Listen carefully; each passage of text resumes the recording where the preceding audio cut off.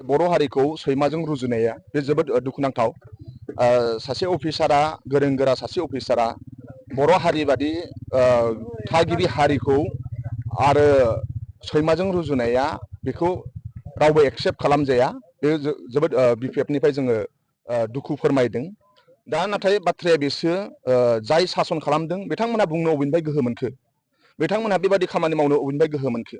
जों बिपिएफ दोलोआ मालाबाबो भाइलेन्स आरो खुनु हारि माहारिखौ जोङो पार्सनेलि एटेक खालामा, नाथाय जोंनि हारिखौ बेफोरबायदि रुजुनाया जोबोद जोंनि थाखाय दुखुनांथाव।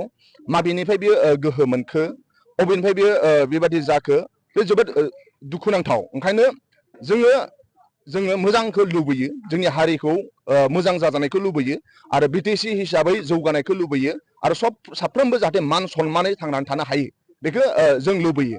दा ओंखायनो बे अबेनिफ्राय गोहो मोनखो, मानो बिदि बुंखो, बेफोर मोनसे तदन्त जायोब्ला बे मोजां, जों बिदि सानो।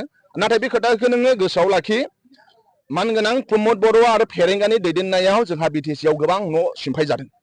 बर' मानसिया फेरेंगा आरो प्रमद बर'नि दैदेननाय समाव बर' मानसिया थानो थाखाय गावनि देशआवनो न' गैया जादों, जानो थाखाय मा होनो बिथांमोना आलाय आथानि खालामजादों, गथ'फ्रा उन्दुनो थाखाय न' गैया जादों, जानो थाखाय ओंखाम गैया जादों आरो गोबां जोङो दानसि जादों, जोगार जादों, इनाय खालामजादों। दा साहा ओनसोलनि रायजो राजाया प्रमद बर'नि सायाव गोबां रागा जोंनानै दङ, फेरेंगानि सायाव रागा जोंनानै दङ। ओंखायनो बे साहा ओनसोलनि रायजो राजाजों जों अरायसम बिपिएफआ दंफायो। नोंथांमोनजों अयनाय जादों, गोबां साहा ओनसोलनि रायजो राजानि न'खौ प्रमद बर' आरो फेरेंगाया सिमफायनानै होदों आरो बिथांमोना आलाय आथानि जादों। ओंखायनो बे रागा जोंबाय थानाय रायजो राजाया रागा जोंनानै दङ। बे साहा ओनसोलनि रायजो राजाया फैबाय थानाय इलेक्सनखौसो नेनानै दङ। ओंखायनो दिनैबो जोंहा बामोनगावआव मोनसे जयनिं हाबाफारि सोलिदों। बाव गोबां बारग' एनडिपिनिफ्राय, बारग' दुलाराय बर' फरायसा आफादनिफ्राय आरो इउपिपिएलनिफ्राय जयेन जाफैदों। नोंथांमोननि सेलेनि गेजेरजों जों बेखौनो बुंनो सानो, जोंहा फैबाय थानाय इलेक्सननि थाखाय जों साखाफारा जानानै दङ। फैबाय थानाय एमपि इलेक्सना जोङो मानाव गेदेर हाग्रामा महिलारि सारनि गाइडेन्सआव आरो बिथांनि मा होनो गाइडेन्स आरो बिथांनि बिथोन बादियै फुरा जोङो क'क्राझार आरो उदालगुरि लकसभा समस्तिनि थाखाय जों साखाफारा जानानै दङ। फुरा जों ग्राउन्डआव खामानि मावगासिनो दङ। दिनै इउपिपिएलखौ बिटिसि ओनसोलनि कन्ट्रेक्टरफोरा सैला।